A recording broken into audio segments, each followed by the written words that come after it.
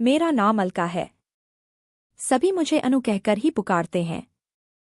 मेरे दोनों बेटे भी घर में पति के सामने भी अनु कहकर ही पुकारते हैं। उनका कहना है कि मैं किसी भी तरह से उनकी मोह नहीं लगती, हम उम्र ही लगती है। दूसरों के सामने जरूर मोह कहकर पुकारते हैं। खैर यह कहानी बेटे के बारे में नहीं, पति के सामने चलती ट्रेन में दो आदमियों द्वारा प्यार की कहानी है। मैंने स्कूल पास किया और कुछ ही महीनों के अंदर एक सरकारी दफ्तर में काम कर रहे एक क्लर्क से शादी हो गई। जैसा करीब करीब सभी लड़कियों के साथ होता है, शादी के पहले कई लड़कों और आदमियों ने मेरी शरीर से खेला। लेकिन मेरी किस्मत, अपनी एक सहेली के बाप को मैं बहुत पसंद करती थी। मैं उसके साथ प्यार करने के लिए भी तैयार थी। एक बार उसे पूरा मौका मिला। हम करीब 2 घंटों अकेले साथ रहे, लेकिन उसकी हिम्मत ही नहीं हुई कि मुझे प्यार कर सके। मेरे पति की किस्मत, नहीं करते रहने पर भी पहली रात ही 3 बार प्यार किया। सच कहूं तो बहुत मस्त कर दिया मेरे पति ने। मैं अपने सभी पुराने आशिक को भूल गई। शादी के 6 साल के अंदर ही मैंने गुप्ता जी के 2 बेटों को जन्म दिया। दूसरे बेटे के जन्म के 1 साल के अंदर ही मेरे पति बड़ा बाबू बन गए, लेकिन साथ ही तबादला भी हो गया। एक छोटे शहर से हम लखनऊ आ गए। मैं क्या, मेरे पति के लिए भी लखनऊ बहुत बड़ा शहर था। नए लोग, नई जगह। वहां एक आदमी ने हमारी बहुत मदद की। यहां बता दूं कि मेरे पति पीडब्ल्यूडी में बड़ा बाबू थे। मदद करने वाले आदमी का नाम राघव था। मेरे पति उनसे पहले कई बार मिल चुके थे, इसलिए उन्होंने राघव की मदद ली। तबादला होने के बाद गुप्ता जी पहली बार लखनऊ आए तो राघव ने उन्हें अपने ही घर में रखा। एक बढ़िया सोसाइटी में 3 कमरे का मकान भी भाड़े पर दिलवा दिया। 1 महीना के बाद गुप्ता जी हमें भी लखनऊ लेकर आ गए। मैं राघव और उनके परिवार से पहली बार ही मिल रही थी, लेकिन राघव हमारे साथ ऐसा व्यवहार कर रहा था मानो हमें सालों से जानता हो। उसकी घरवाली संगीता मुझे बहुत पसंद आई।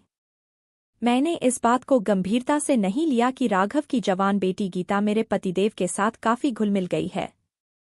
एक दिन दोपहर में हम और संगीता घर में अकेले थे। वो मुझसे 10 से 12 साल बड़ी थी। संगीता, अनु, तुम इतनी खूबसूरत हो, फिर अपने बदन पर ध्यान क्यों नहीं देती हो? अगर ऐसा ही चलता रहा तो कुछ ही महीनों में तुम मेरी दीदी लगने लगेगी।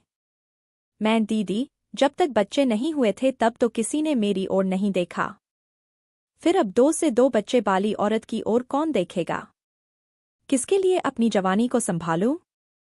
संगीता, अब तू नहीं जानती है कि तू कितनी सुंदर और मस्त है, लेकिन तू ऐसे ढीले ढाले कपड़ों में रहती हो कि कोई तुम्हारी ओर ध्यान ही नहीं देता।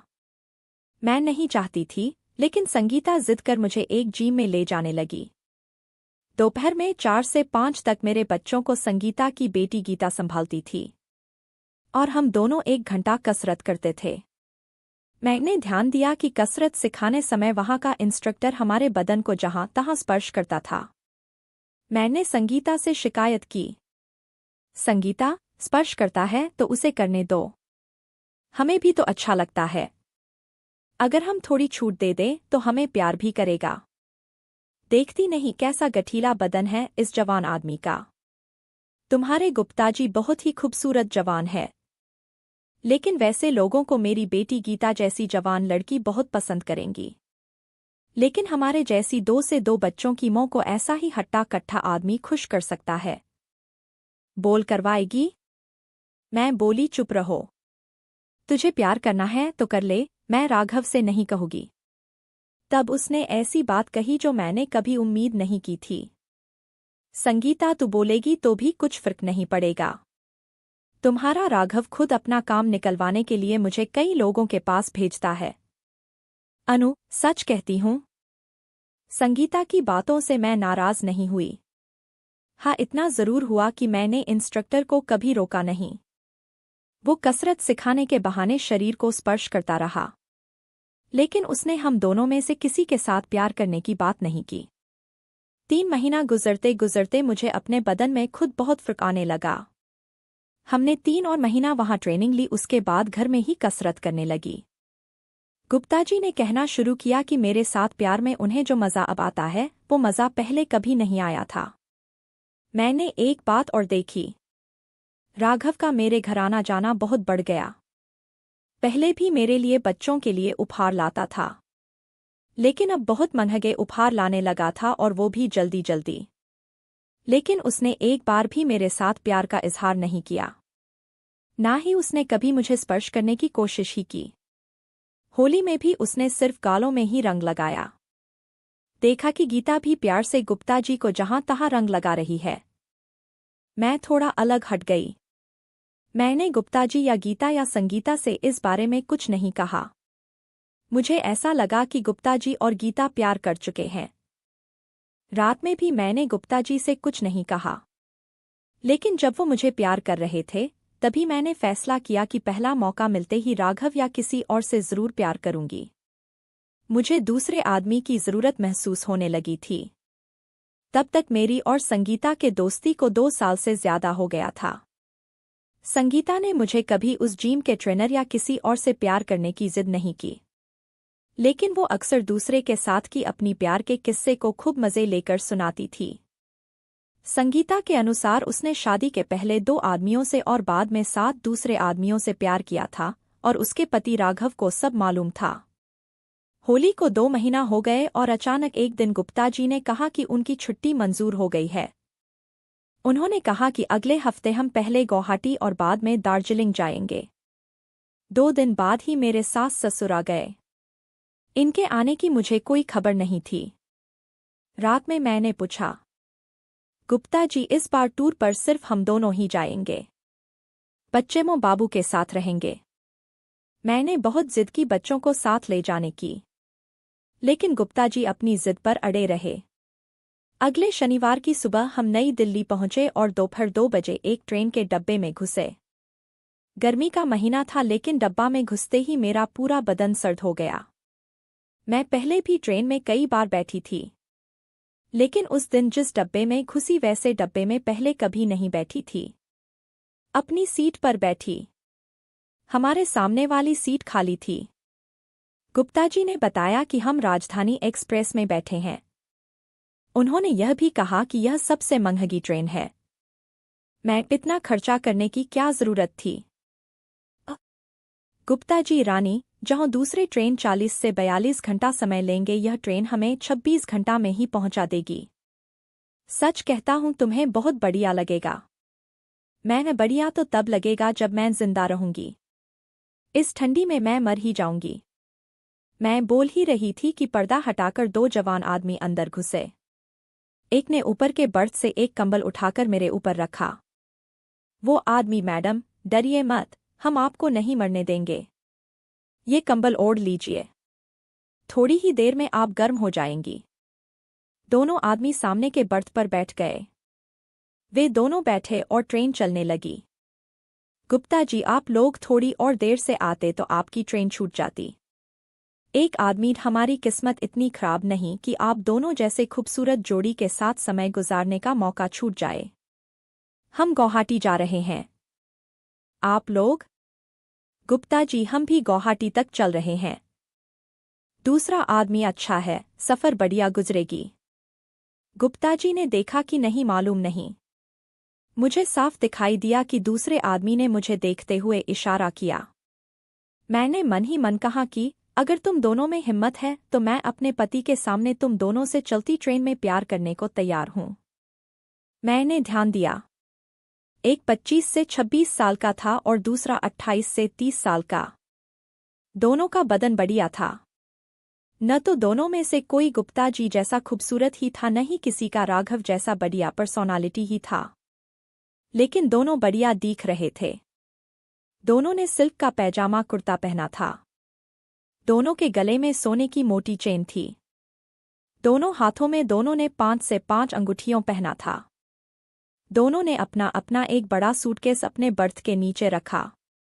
एक एक ब्रीफकेस को बगल में दबाकर दोनों हमारे सामने बैठ गए।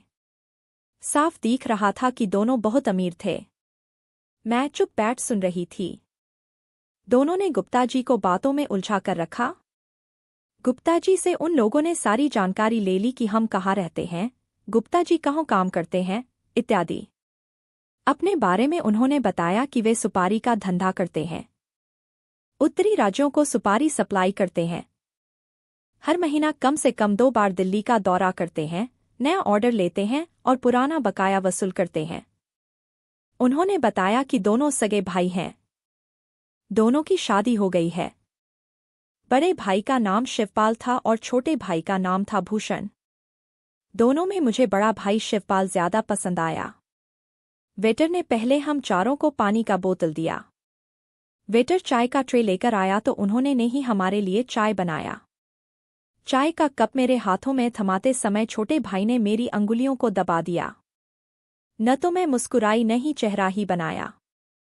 हमने चाय पिया। मुझे बाथरूम लगा। मैंने धीरे से गुप्ता जी से कहा। हम दोनों अपने सीट से खड़े हुए। गुप्ता जी पहले पर्दा हटाकर बाहर गए। तुरंत छोटे भाई ने मेरा हाथ दबाकर कहा, बहुत ही ज्यादा सुंदर हो रानी। अपना हाथ झटक कर मैं भी बाहर आ गई। मैंने गुप्ता जी से कोई शिकायत नहीं की। 10 मिनट बाद हम वापस लौटे। लौटते समय मैं दोनों से दूर ही रही। ट्रेन को चालू हुए 1 घंटा से ज्यादा हो गया था। मुझे अब वैसी ठंड नहीं लग रही थी। मैंने कंबल हटा दिया। दोनों ने फिर गुप्ता जी को बातों में उलझाया। शिवपाल हमारा आप जैसे सरकारी दफ्तरों में काम करने वाले बहुत लोगों से पाला पड़ता है। सच सच बताइए गुप्ता जी, इस राजधानी ट्रेन में गुवाहाटी जाने आने का खर्चा, 1 हफ्ता बढ़िया होटल में रहने का खर्चा आप अपनी तनख्वाह से नहीं कर सकते। फिर कौन आपका खर्चा उठा रहा है? गुप्ता जी ने बहुत कहा कि वे खुद अपने पैसे से सब खर्चा उठा रहे हैं, लेकिन वे नहीं माने। भूषण ठीक है, आप नहीं बताना चाहते तो मत बोलिए।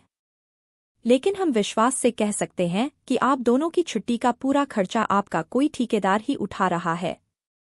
लेकिन आपने कभी सोचा है कि वो आदमी आपके ऊपर इतना खर्च, कम से कम 2,000 का खर्चा क्यों कर रहा है? मुझे नहीं मालूम था कि ये ट्रेन का किराया या होटल का खर्चा का इंतजाम गुप्ता जी ने खुद किया है या राघव या फिर किसी दूसरे ठेकेदार ने किया है। गुप्ता जी ने सीधा जवाब नहीं दिया। बातचीत फिर धन दौलत कमाने के तरीकों पर आ गई। गुप्ता जी हम भी बहुत पढ़ाई करते हैं, मेहनत करते हैं, लेकिन कुछ लोगों को छोड़ बाकी लोग गरीबी में ही रहते हैं। शिवपाल पढ़ाई करना, मेहनत करना जरूरी है, लेकिन सफल होने के लिए कुछ और भी चाहिए।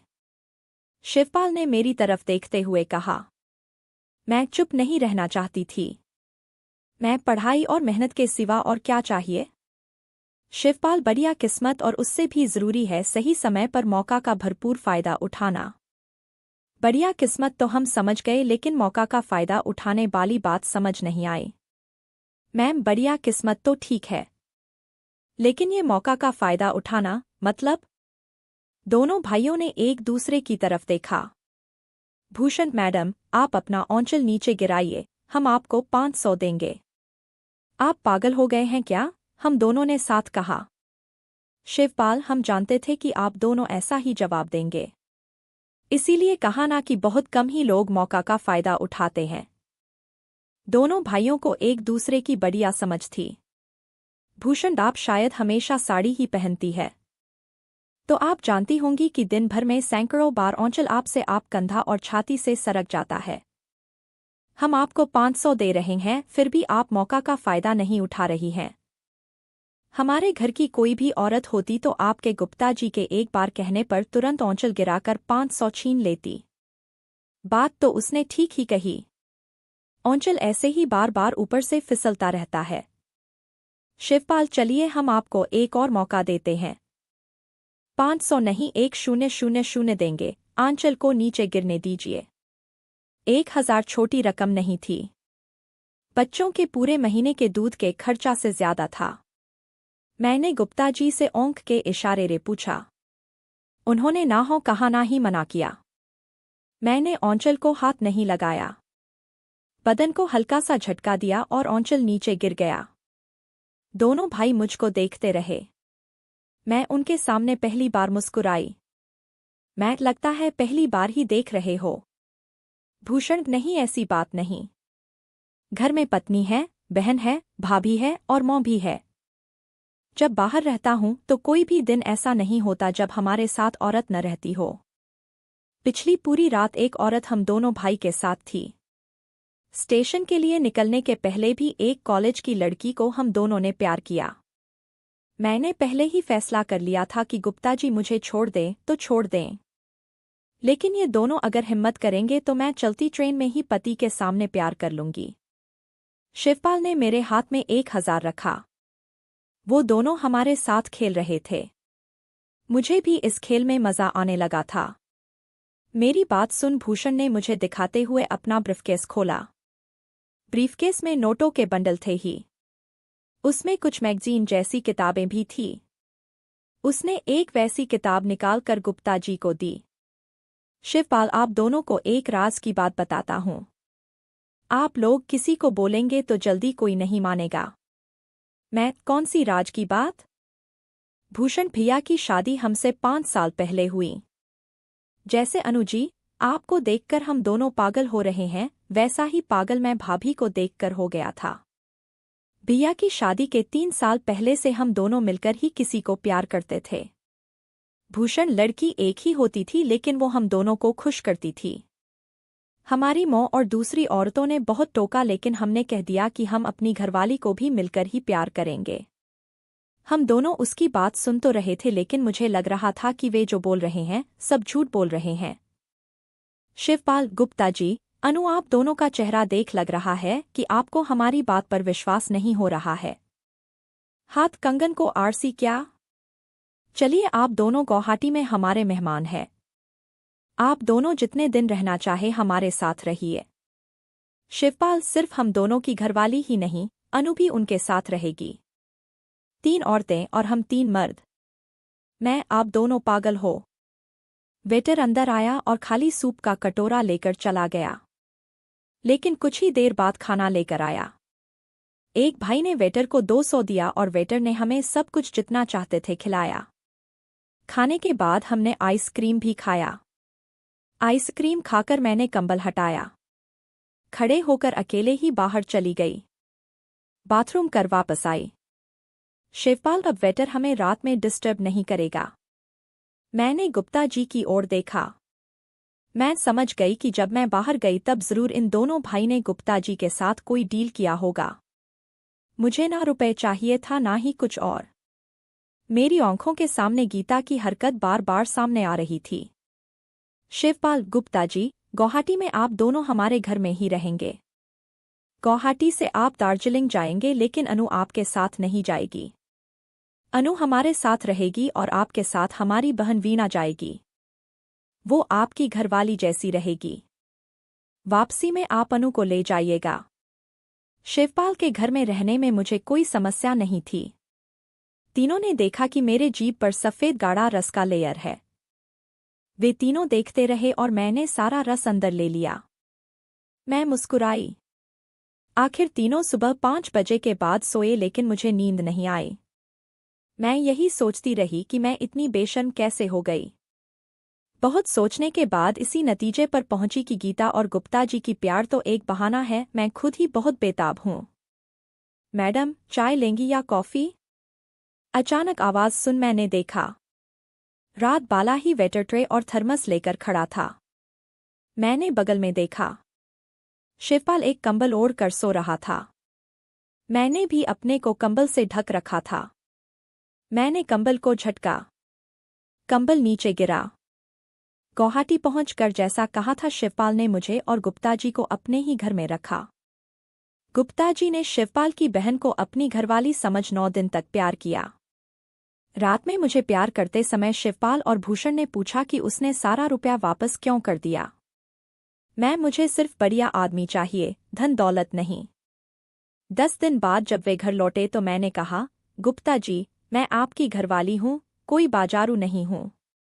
उन दोनों ने जो भी रुपया दिया था वो सारा मैंने वापस कर दिया।